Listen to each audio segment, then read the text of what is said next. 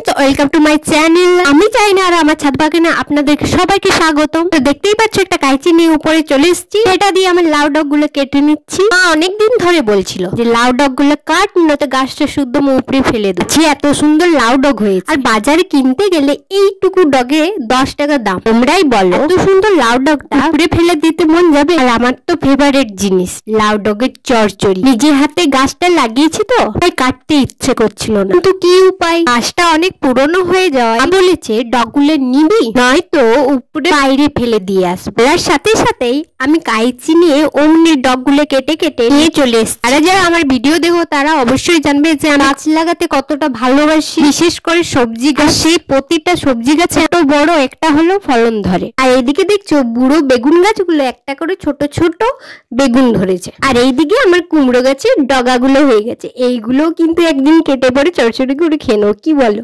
আর এই যে এত সুন্দর ফুলগুলো, এটার নাম কি বলো তো? এর নাম হচ্ছে পর্তুলিকা। আর এইদিকে আমার একটা বেগুন গাছে একটা বেগুন ধরেছে, লাউয়ের ডগা আর একটা বেগুনে। চচ্চড়িটা বেশ জমে যাবে, কি বলো? যারা আমার চ্যানেলে নতুন এসছো তারা অবশ্যই একটা সাবস্ক্রাইব করে দেবে।